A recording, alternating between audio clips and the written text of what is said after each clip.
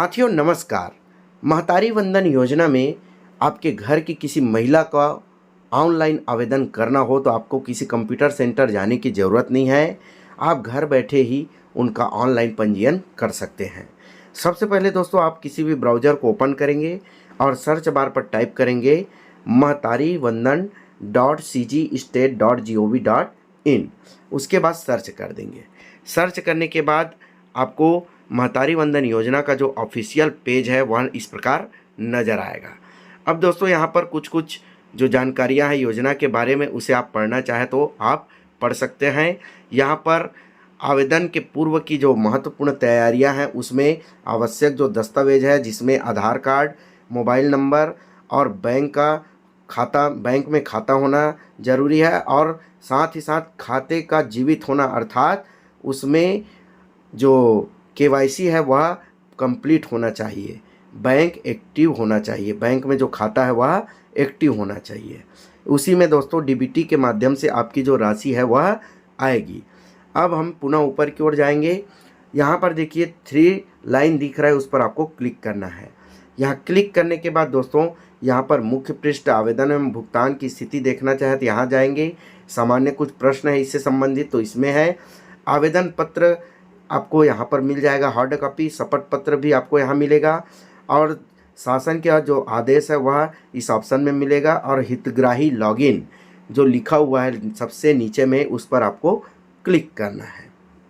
Click करने के बाद कुछ दिशा निर्देश है, इसको आपको पढ़ लेना है।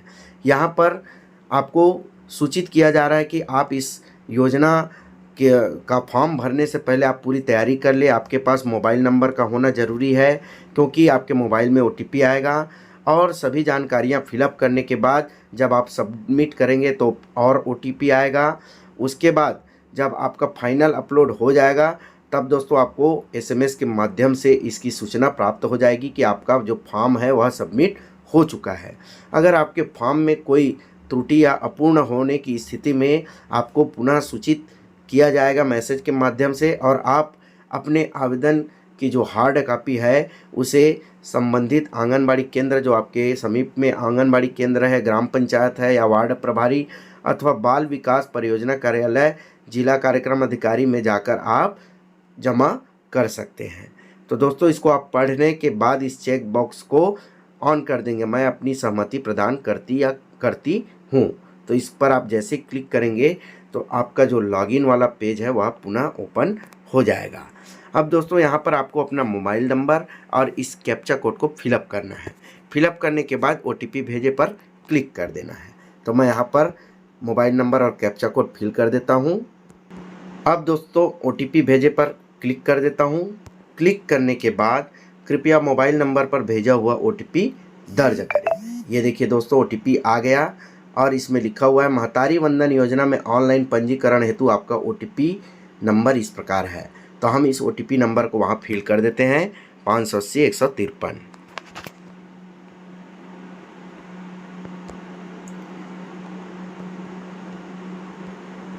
उसके बाद दोस्तों इस कैप्चा कोड को पुनः फिलअप करना है 6398 और सबमिट करे पर क्लिक कर देना है। क्लिक करने के बाद ये देखिए महतारी वंदन योजना का जो आवेदन है वह अब ओपन हो जाता है। यहाँ पर आवेदिका का प्रकार, तो आवेदिका का प्रकार पर इस ड्रॉप बॉक्स को जब आप चुनेंगे क्लिक करेंगे तो 4 नए ऑप्शन आपके समक्ष आएंगे। विवाहित, विधवा, परित्यक्ता, तलाकशुदा।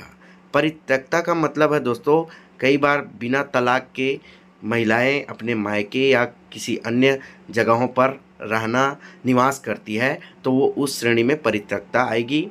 विधवा को तो जानते ही हैं, तलाकशुदा को भी आप जानते ही हैं। तो यहाँ पर विवाहित है तो विवाहित का चयन कर लेंगे। उसके बाद यहाँ पर आवेदन करने की तिथि हाइड रहेगा।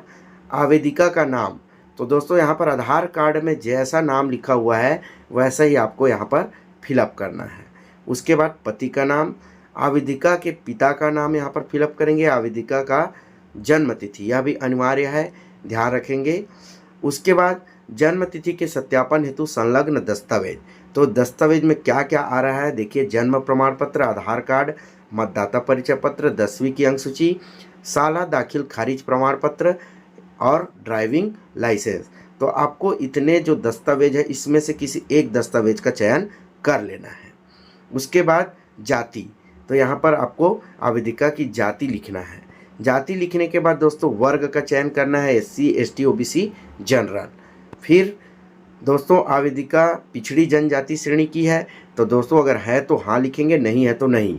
अब पिछड़ी जनजाति का मतलब है दोस्तों जो जंगली क्षेत्र जिसमें अबूझमाड़ कंवार जाति के जो पिछड़े जाति के लोग हैं उनकी जाति अगर आप बिलोंग करते हैं तो आप हाँ का चयन करेंगे, अदरवाइज़ नहीं। फिर आप ज़िले का चयन करेंगे, तो यहाँ से आपको अपने ज़िले का चयन करना है। तो ज़िले का जैसे ही आप चयन करेंगे उसके बाद आपको क्षेत्र का चयन करना है, ग्रामीण क्षेत्र है या शहरी। तो यहाँ पर ग्रामीण फिलअप करने के बाद आपको ब्लॉक का चयन करना है। ब्लॉक का चयन करने के बाद परियोजना, तो यहाँ पर परियोजना किस परियोजना के अंतर्गत आ रहा है, बेमेतरा क्षेत्र या ग्रामीण क्षेत्र, खंडसरा ग्रामीण। तो मैं यहाँ पर बेमेतरा ग्रामीण। अब सेक्टर, तो सेक्टर किस सेक्टर से आ रहे हैं आप, तो बेमेतरा ग्रामीण क्षेत्र में 5 सेक्टर है दोस्तों, तो आप जिस भी सेक्टर से हैं उसका चयन कर लेंगे। चयन करने के बाद वार्ड या गांव का नाम, तो आप जिस गांव से हैं उस गांव का यहाँ पर चयन कर लेंगे। तो मैं एक गांव ऐसे चुन कर लेता हूँ। उसके बाद आंगनबाड़ी केंद्र का नाम, तो जो भी आंगनबाड़ी केंद्र है उसका आप जैसे ही नाम सेलेक्ट करेंगे तो आंगनबाड़ी केंद्र का क्रमांक का कोड यहाँ पर स्वतः ही आ जाता है। फिर आपको पिन कोड फिलअप कर देना है, तो मैं यहाँ पिन कोड फिल कर देता हूँ।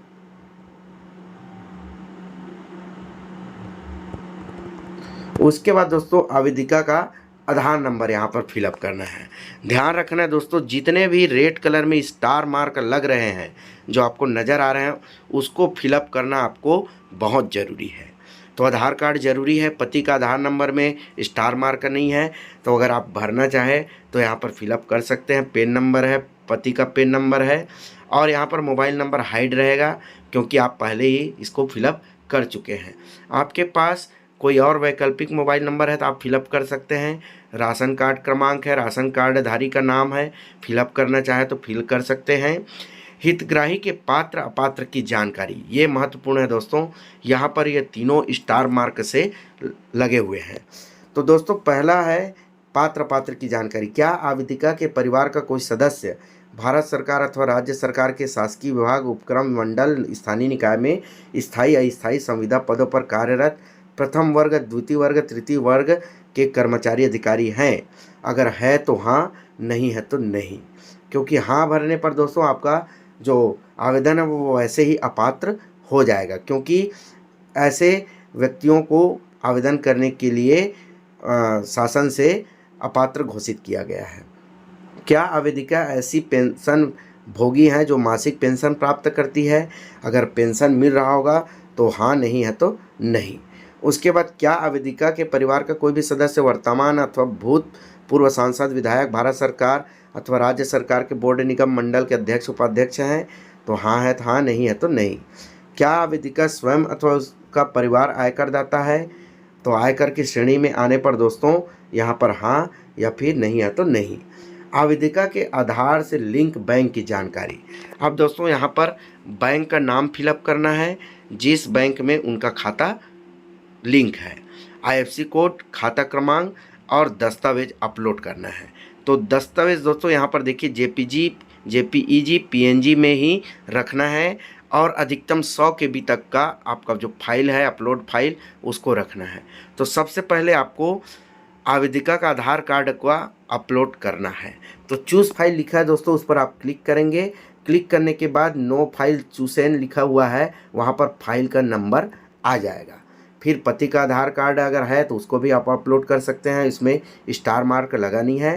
पासबुक को अपलोड करना है क्योंकि स्टार मार्क है, तो चूज़ फाइल पर क्लिक करके पासबुक को आपको यहाँ पर अपलोड कर देना है। उसके बाद निवास संबंधी सक्षम अधिकारी द्वारा जारी प्रमाण पत्र। तो निवास प्रमाण पत्र के लिए दोस्तों आपको 4 ऑप्शन दिख रहे हैं। निवास प्रमाण पत्र है तो आधार कार्ड है, राशन कार्ड है या मतदाता परिचय पत्र, वोटर ID। तो चारों में से किसी एक को आपको 100 KB तक बनाकर यहाँ पर चूज़ फाइल में जाकर अपलोड कर देना है। फिर फ़ोटो, आवेदिका का फ़ोटो यहाँ पर अपलोड करना है। उसके बाद राशन कार्ड अपलोड करना चाहे तो फ्रंट पेज और लास्ट पेज को आप यहाँ पर अपलोड कर देंगे। फिर पैन कार्ड है, पति का पैन कार्ड, जन्म प्रमाण पत्र, विवाहित होने का प्रमाण पत्र, और लास्ट में है दोस्तों स्वघोषित शपथ पत्र। तो यह स्वघोषित शपथ पत्र आपको मैं फर्स्ट में बताया हूँ, वहाँ पर घोषणा पत्र मिलेगा, वहीं से आप यहाँ पर चूज़ फाइल में जाकर आपको अपलोड कर देना है। उसके बाद इस चेक बॉक्स को ऑन करके सबमिट पर क्लिक कर देना है।